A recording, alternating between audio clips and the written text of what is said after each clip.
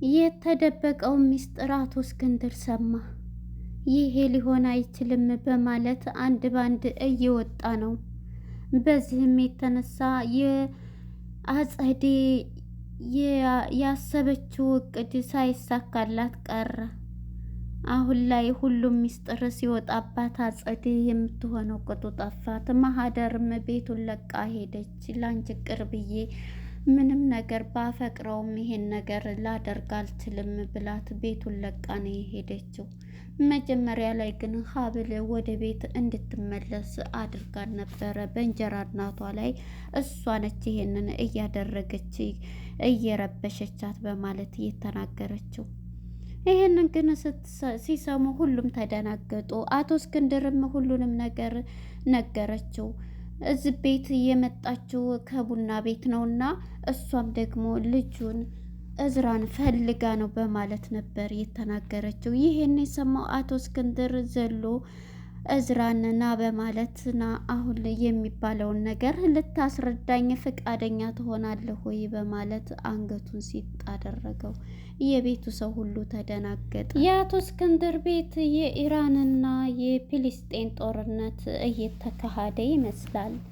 አሁን ላይ ቤቱ በርበሻና በድብዳቤ ይገኛል። ሁሉም በየፊናው እየተናነቁ የአንገት መተናነቅ ቻሌንጅ የመሰለ ድብዳቤ ገብተዋል። አቶ እስክንድርም የሚሰማውን ሁሉ ትንሽ እድሜ ያለው የተሰጠው ትንሽ ጊዜ የሆነው ህመሙን ማስታማም አልቻለም።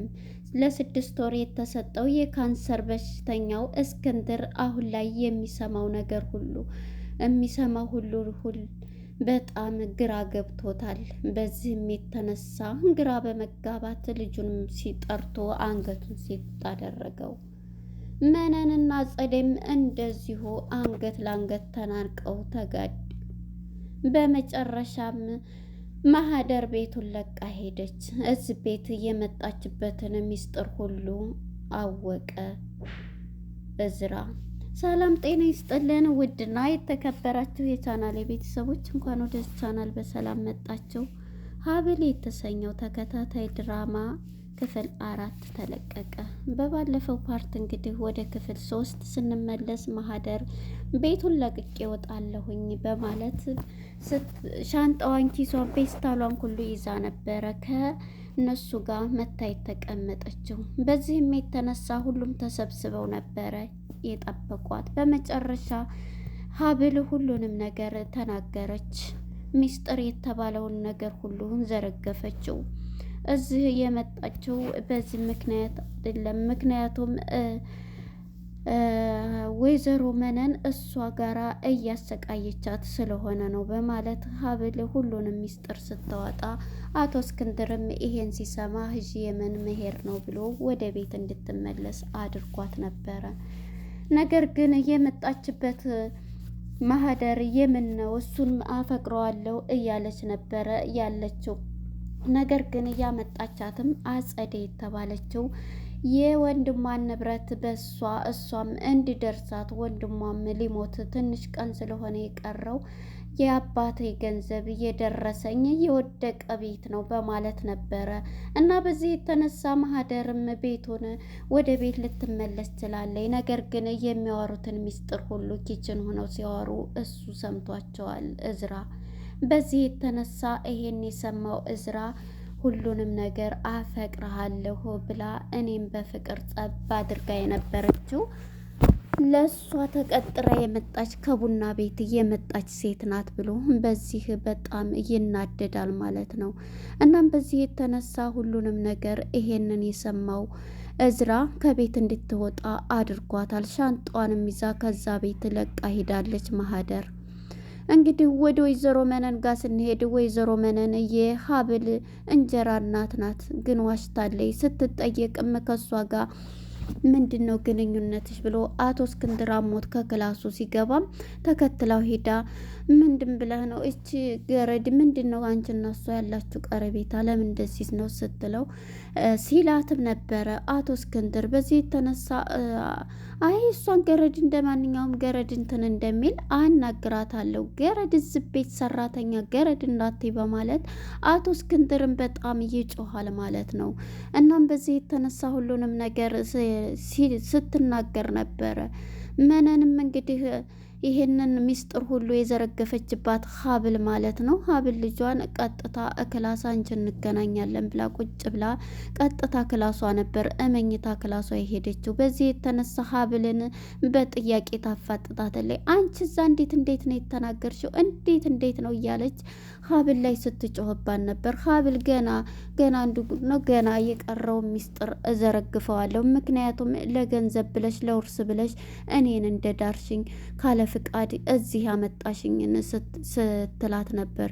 በዚህ የተነሳ ይቅርታ እንድልሽ ነው አንቺ እዚህ ቤት ውጭ እንዲያውም ከክላስ ስትላት ይሄ ቤት እዚህ ስትቀመጭ ያንቺ ያደረግሽው እንዲያውም ለእስክንድር ነግሬ ህጋዊ ባሌ እኮ ነው፣ ስለዚህ ለእስክንድር ነግሬ መንቅሮ ያወጣሻል ስትላት እንዲያውም ባደረግሽው ከዚህ በሆነና ነገር ግን እኔ አሁን እዚህ የምቀመጠው ወድጄ ሳይሆን ለአንቺን ብዬ ሳይሆን ለውርስ ብዬ ሳይሆን ለአቶ እስክንድር ለሳቸው ለአባቱ ብዬ ነው። ምክንያቱም እርሱ ጥሩ ሰው ስለሆነ የእሱን ህመም እንዳያይብስ ለማድረግ ነው በማለት እናቷን ከዚህ ውጭ ትላታለች።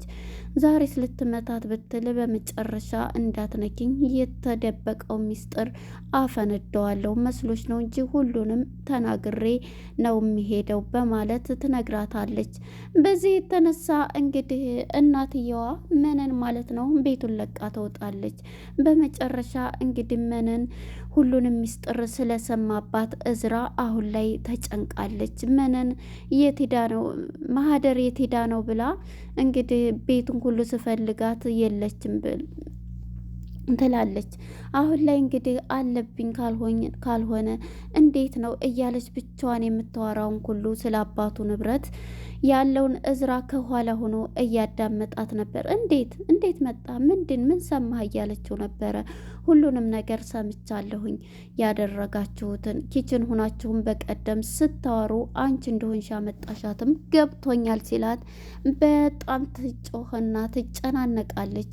እውነቱን ልንገራ አንተ አሁን እኔ ላይ ነው እንትን የምትለው ምንም ነገር የለ ይሄን አሁን ጉጣና ያመጣችልህን እናት ሙሽራ ተብላ ልጇን ነው አምጥታ የሰጠች እያለች ስለሱ ስትለው በመጨረሻም እሱን አንቺ አትነግሪኝም ስለሱ ሳይሆን ስለ ራስሽ ያለውን ነገር ንገሪ ቢላትም እኔ ምንም አይደለ ብመጣስ ደግሞ ውጭ ሲላት የወንድሜ ቤት እኮ ነው ለምንድን ነው እያለች ስለ ውርሱ ስታወራ አንቺ ለኬ የመጣሽ ውርስ ፈልገሽና እንትን ብለሽ ነው ሲላት ነበረ። በዚህ የተነሳ እንግዲህ አጸደይ አይደለም ስለዚህ በውርስም ደግሞ የወንድሜ ቤት ነው ከወንድሜ ቤት አልወጣም ሲል አትወጭም ሲላት አዎ አልወጣም ትለዋለች።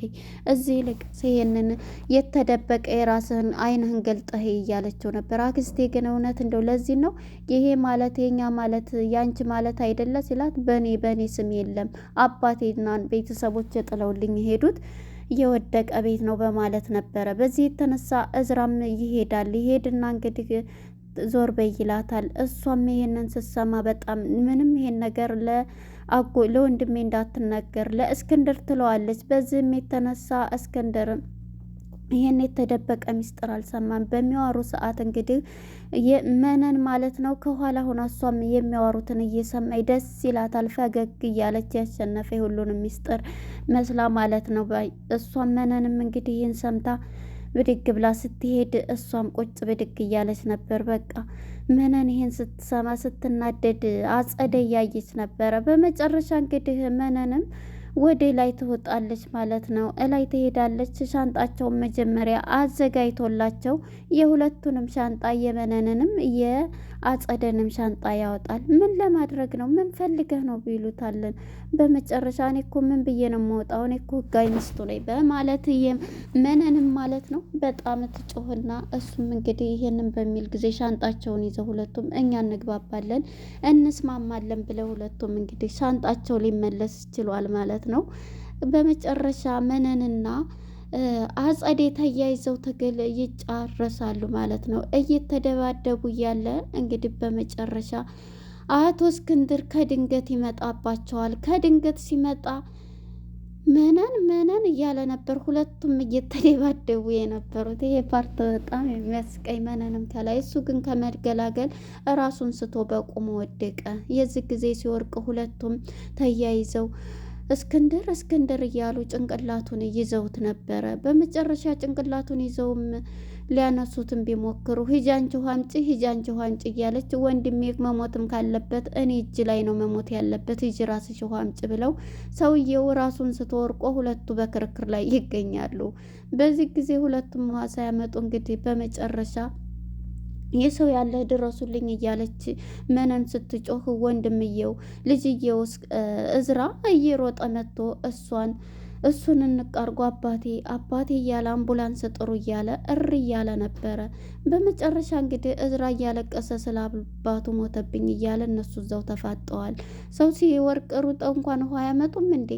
እነሱ እዛው እየተከራከሩ ነው። የዚህ ጊዜ አባቴ እያለ እዝራን በለቅሶ እያለቀሰ አባቴ እንዳትሄድብኝ እያለ ነው። እና በዚህ የተነሳ እንግዲህ የእስክንድር ሕይወት ሊተርፍም ችሏል ማለት ነው። በመጨረሻ ከሆስፒታል ታክሞ መጥቷል። እንግዲህ ወደዚህ ስንመጣ ወደ ሀብልና ወደ እስክንድር ወደ እዝራ ጋር ስንመጣ እዝራ ሁሉንም ነገር ይሄ ያልታወቀ ነገር ነው። መጀመሪያ ግን ይሄንን ውሃ ሰጥታ ሀብል ሁሉንም ነገር ሲሰጥ ነበር። መጨረሻ ላይ ክችችን ሁና ልጅቱ እንግዲህ የአቶ እስክንድር ልጅ መታ ትናገራታለች ማለት ነው። ሀብልን አዎ እንዴት ነው በይ እንደዛ አንቺ ገረድ እዛ ወተሽ ነው እንትን የምትይው ስትላት ስትናገራት ስሜቷን መቆጣጠር አቃታት ማለት ነው። የኪችኗ ሰራተኛ እያለኝ እናም በዚህ የተነሳ ሀብልም የዚህ ጊዜ አንገቷን እንቅት አድርጋታለች የሀብልን ማለት ነው። ሀብልም ዞር በይ ምን አባሽ ስትል አባቴን አታቂም በማለት ዞር በይ ብላ ስትገፋት ነበር።